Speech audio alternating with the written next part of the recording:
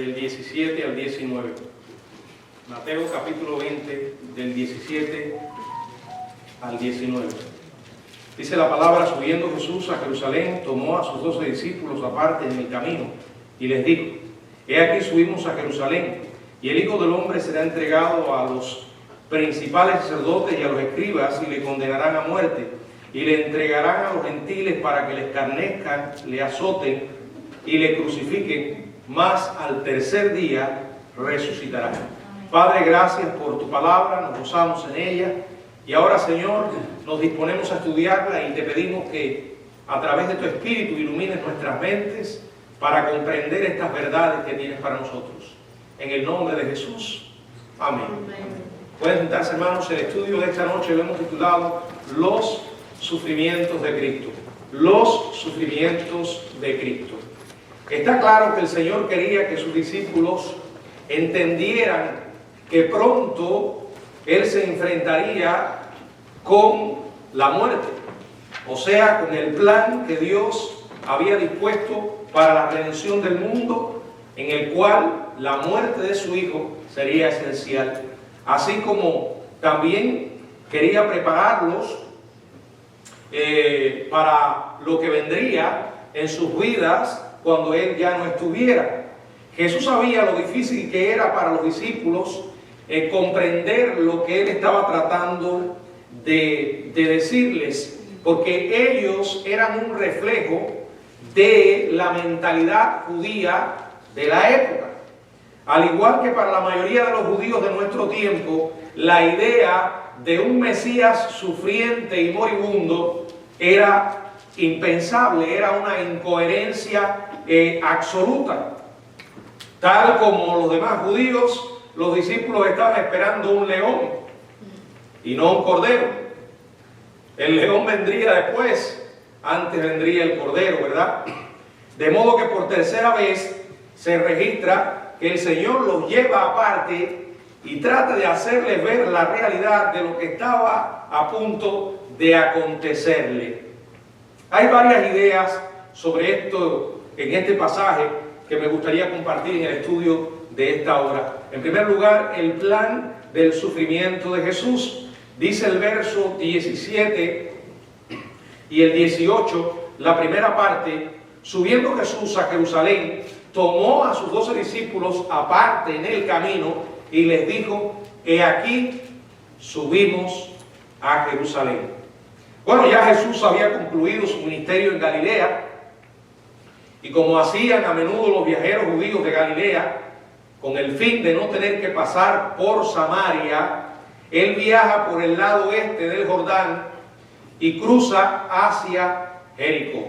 Ya a partir de aquel momento, a partir de allí, se dirigía hacia Jerusalén.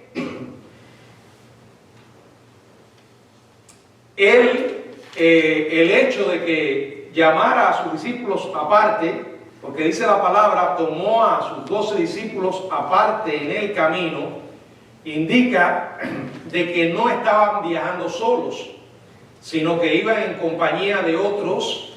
Indudablemente algunos de los que estaban en el grupo habían estado siguiendo a Jesús por un largo tiempo. Por ejemplo, en el verso 29 dice: y al salir ellos de Jericó le seguía una gran multitud. Otros formaban parte de los miles de judíos que hacían la peregrinación anual de la Pascua hasta Jerusalén. Entonces, sin Él haberlo buscado, estaban rodeados de una multitud, ¿verdad?, de un grupo. Y Jesús en este momento llama a los discípulos aparte y comienza a hablarles acerca de lo que vendría. O sea, nuevamente les anuncia su muerte. Y comienza con estas palabras. Dice: he aquí. He aquí. Estas dos palabritas es un medio de llamar la atención a algo importante. Y en el contexto en el que forman parte estas palabras, transmiten la idea de una resolución, o sea, una decisión irrevocable, digamos, ¿no? Él no solo planeó ir, o sea, él no planeó ir solo, sino que dijo a los 12, he aquí, subimos a Jerusalén. Bueno, volviendo a lo que dije al principio, para ellos era un problema aceptar la idea de un Mesías sufriente, agonizante, y sabían además, como los demás que estaban en el grupo, de que los judíos, los dirigentes judíos de Jerusalén, estaban buscando una oportunidad para matarle. Por tanto, los discípulos, dice Marcos en el capítulo 10, verso 32, que se asombraron y le seguían con miedo. Le seguían con miedo. Para ellos no solamente era innecesario, sino imprudente que Jesús pensara ir a Jerusalén. Sin embargo, en el plan de Dios era necesario que el Señor fuera, que Jesús fuera a Jerusalén para que se cumplieran, como dice Lucas en el capítulo 18, verso 31, todas las cosas escritas por los profetas acerca del Hijo del Hombre. En otras palabras, hermanos, ir a Jerusalén no era un accidente, no era algo casual, no era ningún capricho del destino, era parte del plan de Dios. Jesús no sería tomado por sorpresa e inesperadamente atrapado allí por sus enemigos. Él no solo conocía estos acontecimientos, sino que lo predijo por medio de los profetas. Ahora se movía resueltamente, enfrentando su futuro, el cumplimiento de lo que ya se había anunciado. En realidad era la culminación, digamos, del plan redentor de Dios. Debía ir a Jerusalén porque allí sería sacrificado por los pecados del mundo, en perfecta conformidad con el plan de Dios. La iniciativa de salvarnos salió de Dios.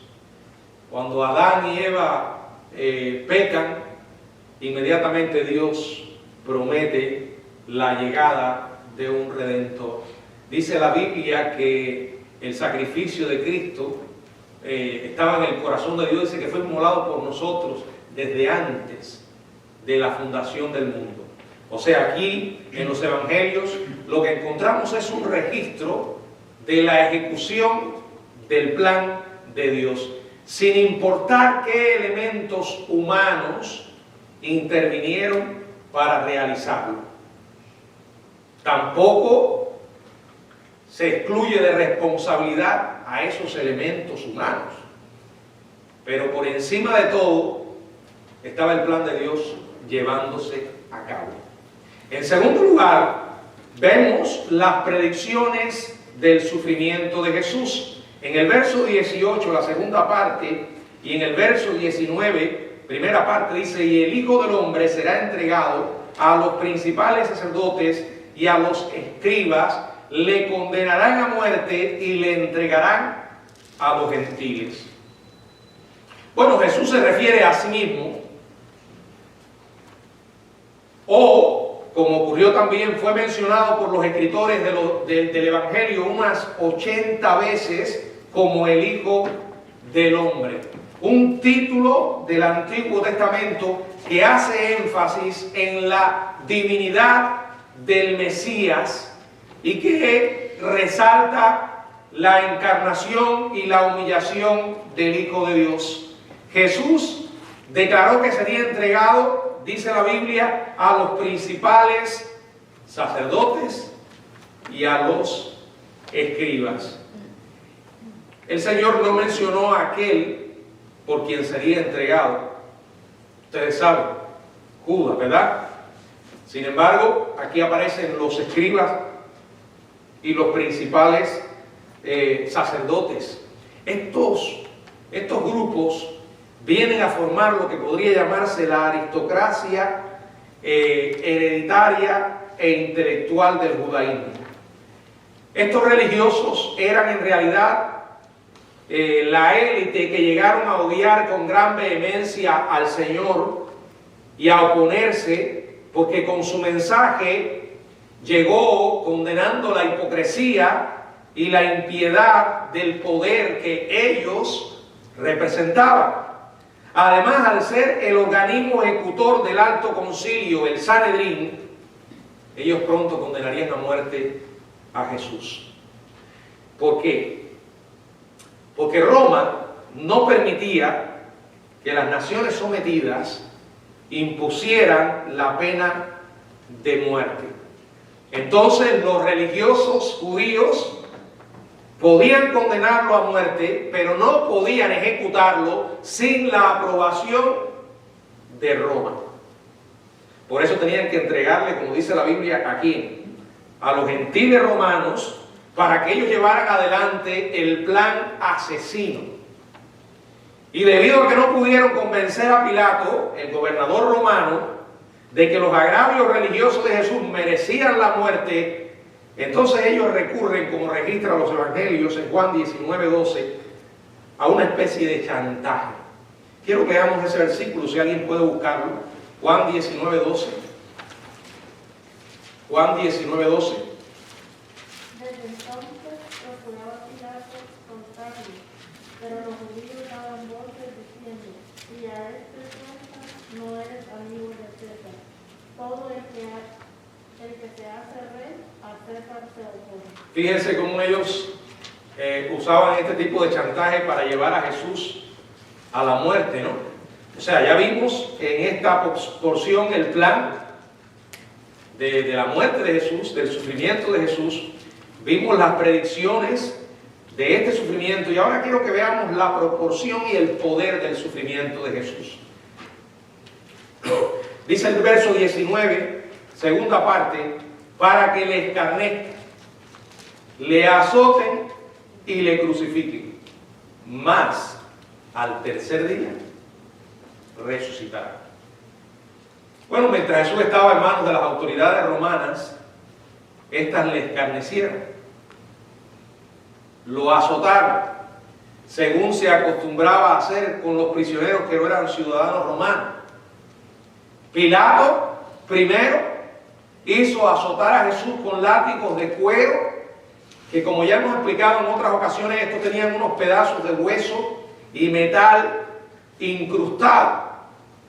Y esto nos da una idea del salvaje castigo al que fue sometido Jesús. En Mateo capítulo 27, la palabra de Dios nos dice, en los versos del 27 al 30, si alguien puede leerlo.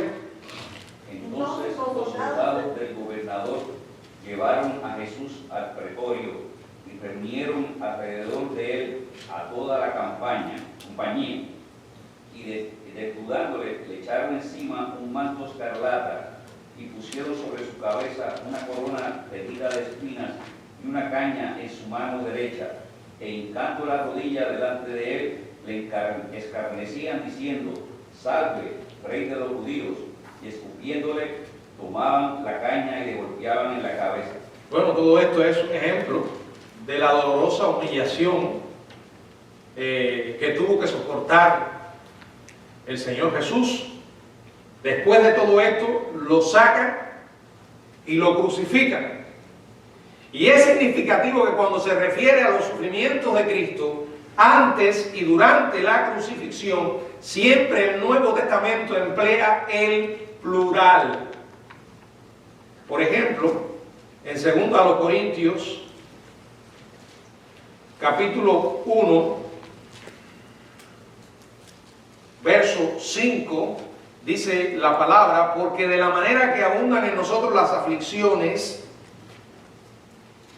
de Cristo, así abunda también por el mismo Cristo nuestra consolación. Dice, las aflicciones de Cristo. También en Filipenses,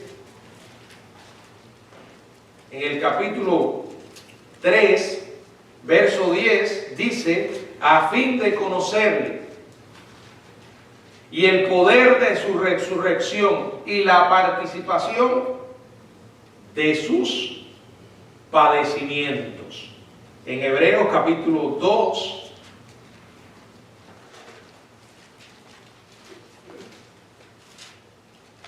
en el verso 10, Hebreos 2:10, si alguien puede leerlo. Porque convenía a aquel por cuya causa son todas las cosas, y porque en todas las cosas subsisten, que habiendo de llevar nuestros hijos a la gloria, perfeccionase por aflicciones al autor de la salvación de ellos. Nuevamente dice, por aflicciones. Primera de Pedro, capítulo 1, verso 11. Escudriñando qué persona y qué miembro indicaba el Espíritu de Cristo que estaba en ellos, el cual anunciaba de antemano los sufrimientos de Cristo y las glorias que vendrán tras ellos. Nuevamente dice los sufrimientos. Y en esa misma carta, pero en el capítulo 4, verso 13, dice, sino gozaos por cuanto soy participante de los padecimientos de Cristo. O sea, la idea es esta: el dolor de Jesús no fue dimensional, sino que comprendió padecimientos de muchas clases. Hermanos, nuestro Señor sabe lo que es sufrir. Experimentó. La Biblia habla de él como el varón de dolores. Pero como vamos a ver en un momento, independientemente de todo lo que Jesús sufrió físicamente, que sufrió, cuando uno se pone a considerar todo lo que estaba envuelto en el proceso de tortura y después la crucifixión misma, toda esa agonía física, la dimensión espiritual. O sea, todo el sufrimiento que Jesús experimentó a consecuencia de lo que iba a hacer o lo que hizo, que fue ocupar nuestro lugar en la cruz. Nuestro lugar en la cruz. Podemos decir que los sufrimientos, los mayores sufrimientos que él experimentó, no fueron físicos, sino emocionales y espirituales. Ya Isaías lo había proclamado. Vamos a ver en el libro de Isaías, en el capítulo 53, la Biblia nos dice en los versos del 2 hasta el 8, dice, subirá cual renuevo delante de él y como raíz de tierra seca. No hay parecer en él ni hermosura. Le veremos más sin atractivo para que le deseemos. Despreciado y desechado entre los hombres, varón de dolores, experimentado en quebranto. Y como que escondimos de él el rostro, fue menospreciado y no lo estimamos. Ciertamente llevó él nuestras enfermedades y sufrió nuestros dolores. Y nosotros le tuvimos por azotado, por herido de Dios y abatido. Mas él herido fue por nuestras rebeliones, molido por nuestros pecados, y el castigo de nuestra paz fue sobre él. Y por su llaga fuimos nosotros curados. Todos nosotros nos descarriamos como ovejas, cada cual se apartó por su camino, mas Jehová cargó en él el pecado de todos nosotros. Angustiado él y afligido no abrió su boca. Como cordero fue llevado al matadero, y como oveja delante de sus trasquiladores enmudeció y no abrió su boca. Por cárcel y por juicio fue quitado, y su generación ¿quién la contará? Porque fue cortado de la tierra de los vivientes, y por la rebelión de mi pueblo fue herido. Bueno, como el profeta deja en claro, las aflicciones que Cristo experimentó fueron mucho más profundas que las físicas. Él soportaría sufrimientos internos mucho más devastadores que los dolores del cuerpo. Como alguien que no cometió pecado, pero debió sufrir los agravios de hombres pecadores que lo despreciaron y lo rechazaron.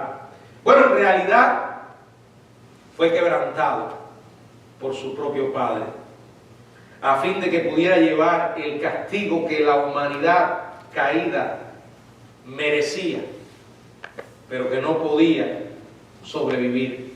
En el verso 10 dice la Biblia: con todo esto Jehová quiso quebrantarlo, sujetándole a padecimiento. Cuando haya puesto su vida en expiación por el pecado, verá linaje, vivirá por largos días, y la voluntad de Jehová será en su mano prosperada. Luego dice en el verso 12: por lo tanto yo le daré parte con los grandes, y con los fuertes repartirá despojo, por cuanto derramó su vida hasta la muerte y fue contado con los pecadores. Cuando miramos a Cristo en la cruz, estamos mirando al Señor ocupando nuestro lugar, llevando nuestros pecados. Me gustaría explorar un poco algunos de esos sufrimientos emocionales, espirituales. En primer lugar, Jesús sufrió la angustia de la deslealtad, de la traición. A diferencia de nosotros, que somos sorprendidos cuando alguien nos es desleal, y más cuando se trata de una persona que consideramos nuestro amigo, la traición es una experiencia desgarradora. Sin embargo, a diferencia de nosotros, el Señor sabía que esto iba a pasar y cuándo iba a pasar. Y lo maravilloso fue que el Señor no cambió en manera alguna su trato con Judas por causa de esto. Sí podemos decir que por momentos en su relación con él apeló varias veces a su conciencia para que se arrepintiera, pero el Señor sabía que no lo haría. No lo haría. Bueno, es un misterio, ¿no? Como él, sabiendo, hizo esto, ¿no? Uno de sus discípulos, uno de los 12, alguien que vivió con él, el Señor pudo declarar igual que el salmista en el Salmo 41. Salmo 41, verso 9. Aún el hombre de mi paz, en quien yo confiaba, el que de mi pan comía, alzó contra mí el calcañar. Uno a quien había escogido, había amado, se vuelve contra él y le entrega en manos de sus enemigos. La angustia de la traición debió haberlo afectado de modo profundo, ya que profundo muchas veces el corazón de Jesús antes de la noche en el que el hecho malvado se cometiera realmente. Él no solo fue traicionado por un amigo, sino que lo hizo de una manera indigna, usando algo que significaba tanto entre los amigos. ¿Se acuerdan? Un beso, ¿verdad? Hay poco sufrimiento humano más abrumador que el causado por alguien cercano que pisotea la confianza. Repito, a diferencia de nosotros, el Señor lo sabía. Pero recuerden esto: el Señor no dejó de amar a Judas. Y yo creo firmemente que en varios momentos el Señor apeló a su conciencia. Algunos dirían: ¿qué hubiera pasado? ¿Acaso Judas no se podía arrepentir? Yo creo que sí. Él podía arrepentirse, pero no lo iba a hacer. ¿Por qué no lo iba a hacer? Porque Dios lo programó para que él traicionara a Jesús y fuera el medio para entregarle. ¿Acaso si él se arrepentía no se cumplían las Escrituras? Miren, hermano, el punto aquí importante es esto: Judas no obró bajo ninguna compulsión externa. Judas simplemente obró conforme a su corazón. Él no fue obligado a hacer lo que hizo. Ah, pastor, pero la Biblia dice que Judas era un hijo de perdición. Eso es un hebraísmo, que quiere decir destinado a perdición, porque Judas era un solapado hipócrita, siempre fue un hipócrita. Además, era un ladrón, aunque los demás se engañaban con él de tal manera que lo tenían de tesorero. Y si lo tenían de tesorero era porque se había ganado en cierta medida la confianza de los demás. A tal punto que varias veces Jesús dijo cosas refiriéndose a él y los discípulos no lo entendieron. Pero vuelvo al punto. Judas obró como quiso. No se arrepintió porque no quiso. Y así se convirtió en el instrumento de juicio. No podemos decir en ninguna manera que Dios lo obligó a hacer lo que hizo. En segundo lugar, Jesús también sufrió el dolor del rechazo. ¿Se ha sentido usted rechazado alguna vez? Sí. A los suyos vino y los suyos no le recibieron. Fue entregado por los principales sacerdotes y los escribas que en el nombre de todo Israel rechazaron su condición mesiánica y lo trataron como un malhechor digno de muerte. Él fue la piedra que los constructores rechazaron. Y cuando uno mira hoy a Israel, ¿verdad? Ese pueblo que Dios ha preservado, a pesar de toda la persecución y lo que han experimentado, y uno ve la cantidad tan pequeña de cristianos que hay dentro de Israel, ¿se acuerda una vez? Nos acordamos una y otra vez del rechazo. Han rechazado, están rechazando y seguirán rechazando hasta el fin, la mayoría de la nación de Israel, al Señor. Y uno siente dolor cuando uno sabe lo que muchos judíos creen acerca de Jesús. Es triste. Yo no sé si usted ha tenido la experiencia de encontrarse con un judío practicante del judaísmo y le ha hecho la pregunta: para usted o para ti, ¿quién es Jesús? ¿Verdad? ¿Qué privilegio tuvieron y no fueron capaces de ver esa bendición? Al final, cuando fue arrestado, hasta sus discípulos salieron huyendo, avergonzados, cobardemente. Jesús debió soportar el rechazo hasta de su propio Padre, que no podía ver el pecado que soportaba el cuerpo de su Hijo. Por eso dice la Biblia, o dice: Dios mío, ¿por qué me has desamparado? ¿Verdad? Dios trató a su Hijo como un pecador. Y esa fue parte de la agonía que Jesús tuvo que enfrentar en la cruz. En tercer lugar, padeció el dolor de la humillación. Se burlaron de él los líderes de su pueblo. Luego se burlaron de él los gentiles a los que fue enviado. Lo humillaron con una imitación de una corona y un cetro, un simulacro de túnica de la realeza y obediencia fingida. Lo despreciaron, lo escupieron, lo clavaron desnudo a una cruz ante la vista de todos. Esto lo dije en el último estudio. La vergüenza de estar desnudo allí, como una humillación mayor. ¿Hasta dónde fue capaz de ir el Hijo de Dios y el propio Dios para salvarnos? Yo decía en estos días que alguna gente tiene el concepto de que el Evangelio es para los incrédulos. Pero la realidad es que el Evangelio es para los pecadores. ¿Qué quiere decir esto? Que el Evangelio es para la gente que no conoce a Cristo, para que lo conozcan. Y el Evangelio también es para nosotros, los que ya conocemos a Cristo. La idea es que muy a menudo necesitamos recordar de lo que se trata el Evangelio. No solo lo que el Señor hizo o lo que conocimos al principio para salvarnos, sino lo que el Señor por eso sigue haciendo hoy en nosotros. Tenemos una tendencia muy humana a olvidar Tenemos una tendencia muy humana a la ingratitud. Tenemos una tendencia muy humana a la impiedad.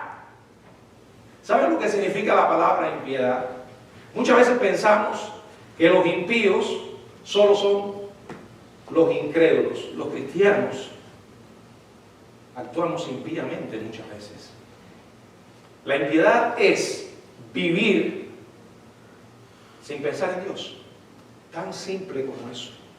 Lo hacen los incrédulos y los cristianos muchas veces. Es más, prácticamente todos los días, cuando se nos olvida nuestro Señor y lo que hizo por nosotros. ¿Saben ustedes por qué pecamos? Porque se nos olvida el Señor, hermanos. Hay momentos de nuestra vida en que vivimos sin estar conscientes de la presencia de Dios. Y por eso es que pecamos. Porque si nosotros en un momento tenemos en mente lo que Jesucristo hizo para salvarnos y lo que le costó morir por nuestros pecados, no podemos pecar. ¿Pero por qué lo hacemos? Porque se nos olvida. Vivimos diciendo que conocemos al Señor, pero con los hechos lo negamos. Mostramos apariencia de piedad en ocasiones, pero negamos la eficacia de ella. El corazón del Evangelio es este. Y yo diría de nuestra fe. Vivir constantemente recordando de dónde nos sacó. Yo creo que esa es la razón por la que mucha gente hoy dice que conoce al Señor y no lo conoce. Porque no han entendido de qué se trata esto. Para ellos no pasa de ser un hábito venir a este lugar. O tal vez relacionarse con personas que conocen a Dios. Pero en lo más profundo de sus almas no ha habido una transformación. No han nacido de nuevo. El que entiende esto no puede dudar jamás de la existencia del infierno. El que entiende esto no puede dudar jamás que el infierno es eterno. Porque la magnitud de lo que Jesús hizo no merece, no hay otro castigo que pueda igualarse al desprecio y el rechazo que mucha gente ha hecho de Dios. Jesús sufrió el dolor de la culpa injusta. Él no estaba sufriendo por sus errores. Él no estaba sufriendo por sus pecados. A ninguno nos gusta sufrir. No queremos lidiar con las consecuencias de nuestras malas decisiones. Pero cuando llegan, no nos queda de otra que enfrentarlas. Y en medio de eso nos recordamos a nosotros mismos, estoy recogiendo esto porque fue lo que sembré. Estoy sufriendo porque tomé una mala decisión. Y a veces puede que nos digamos, me lo merezco. Me merezco lo que estoy pasando. Ahora, a diferencia de nosotros, Jesús no podía decir eso. Porque Él no estaba allí por sus pecados. Él no estaba recogiendo el resultado de sus malas decisiones. La culpa que estaba enfrentando Jesús era injusta. Cargó sobre sí el pecado del hombre. El pecado por el que sufrió y murió no era suyo. Toda la culpa de la humanidad que había vivido y que viviría fue puesta sobre Él. Todo. Póngase a pensar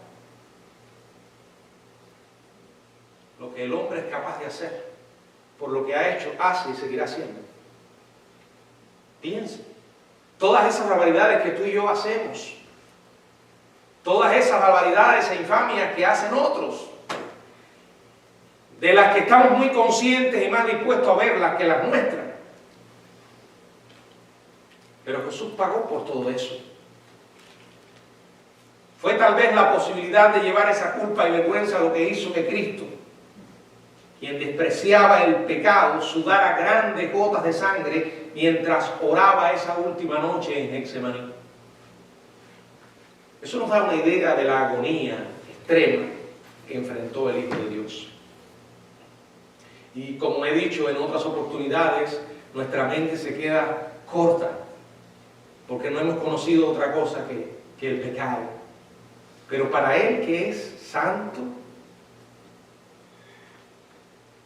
para Él que vivía una vida perfecta, esa agonía fue tan grande. Jesús soportó el dolor de las heridas físicas. Ya eso lo mencionamos. La flagelación romana se llevaba a cabo con un látigo cuyas puntas tenían afilados trozos de hueso y metal que desgarraban la piel y hasta los órganos y huesos de la víctima. La terrible experiencia habitual constaba de 40 latigazos, administrados con tal intensidad que a menudo se requería que un segundo hombre terminara el proceso de tortura. Debido a la extrema barbarie y al profuso sangrado, era frecuente que las víctimas murieran antes que todos los latigazos pudieran aplicarse. Eso era sufrimiento físico, motivado por asuntos espirituales, que es cargar el pecado de la humanidad. Por último, aguantó el dolor de la muerte misma. Fisiológicamente pudo haber sido que muriera por sofocación. Sin embargo, el sufrimiento más doloroso que lo mató fue el dolor acumulado que debió soportar como castigo por los pecados de la humanidad. A fin de salvar a quienes amaba con amor infinito, por ellos debió convertirse en el mismo pecado que detestaba con odio infinito. La palabra de Dios nos dice en la segunda carta a los Corintios, en el capítulo 5, verso 21, al que no conoció pecado, por nosotros lo hizo pecado, para que nosotros fuésemos hechos justicia de Dios en él. Jesucristo fue sin mancha, sin pecado. Pero dice la Biblia que Dios lo hizo pecado. Dios el Padre, quien aplica el principio divino de imputación, trató a Cristo como si Él fuera un pecador, aunque no lo era. Permitió que muriera como sustituto para pagar el castigo por los pecados de todos los que creyeran en Él. Eso no significa que Jesús en la cruz se convirtió en un pecador, como algunos han sugerido. Él permaneció santo, santo, santo para siempre, o como siempre. Fue tratado como si fuera culpable de todos los pecados cometidos por todos los que habían, por todo lo que la humanidad, aunque no había cometido uno solo. ¡Qué tremendo! ¡Qué tremendo! La ira de Dios se descargó en Él como un requisito justo para satisfacer la ley de Dios. Hermanos, eso fue lo que Jesús hizo y lo que muchas veces nosotros olvidamos. Y esa es la consecuencia de la mediocridad que tantas veces vemos en el pueblo de Dios. Por eso a veces tantos cristianos jugando a ser cristianos. Y yo vuelvo a repetir, olvidaron, han olvidado la magnitud del sacrificio de Jesucristo. Por eso digo, el Evangelio es para pecadores. El Señor quiere que recordemos. ¿Por qué creen ustedes que dio la Santa Cena? Para que recordemos. Porque solemos olvidar. Y como ya dije, cuando olvidamos, pecamos. Pero si viviéramos conscientes en todo momento de la presencia misma de Dios, ¿verdad que muchas cosas cambiarían? Pero nos distraemos. Vivir en esa piedad permanente es difícil de este lado, pero el Señor quiere que andemos en ese camino a pesar de nuestra naturaleza rebelde y obstinada, esa naturaleza que que se resiste a someterse y que es bombardeada una y otra vez desde afuera y desde adentro mismo. Esa carne que una y otra vez grita para ser satisfecha. Por eso la Biblia dice que tenemos que negarnos a nosotros mismos, renunciando a la impiedad y a los deseos mundanos. Vivamos en este siglo sobriamente. El Padre no permitiría que su Hijo Santo viera corrupción. Él murió. ¿Experimentó la muerte? Sí. Como hombre experimentó la muerte. Como Dios no. Pero en su naturaleza humana experimentó la muerte.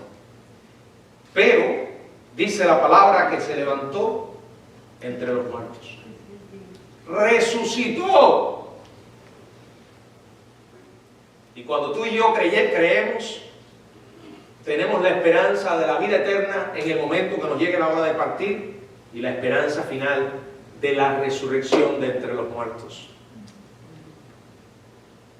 La vida cristiana es un andar de fe. Yo siempre he dicho una aventura de fe. La Biblia claramente establece: es imposible sin fe agradar a Dios.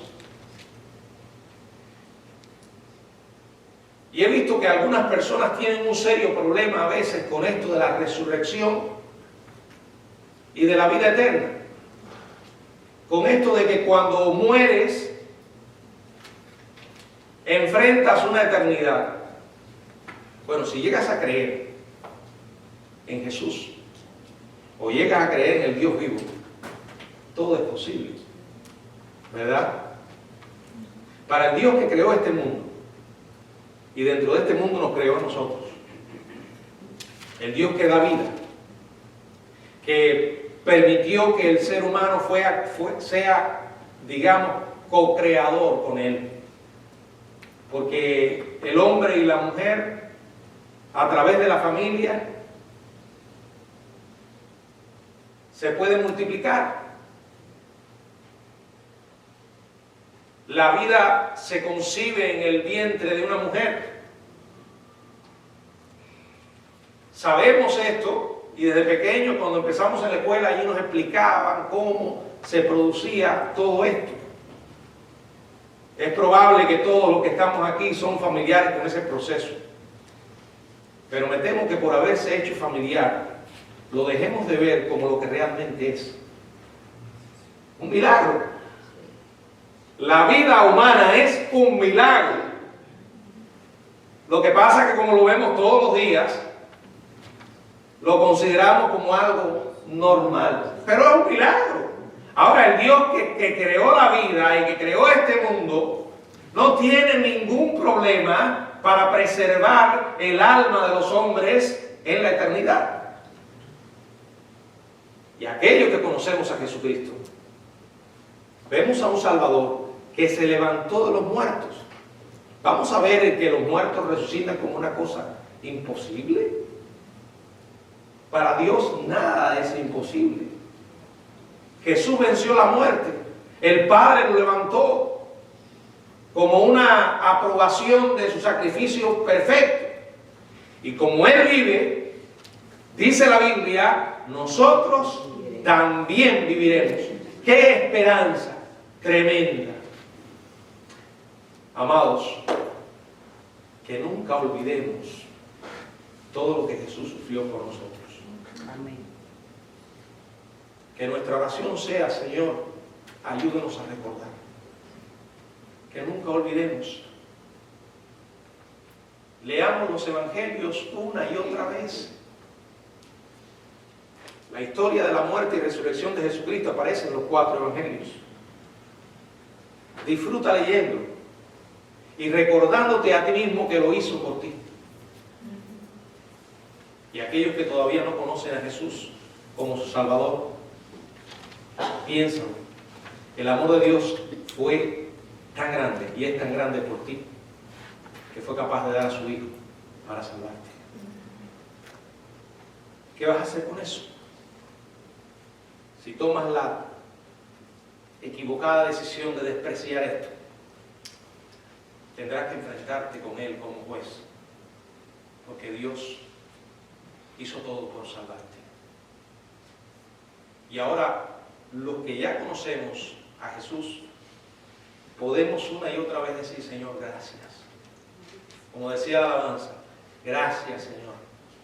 Gracias por la cruz. El Señor nos bendiga. Amén.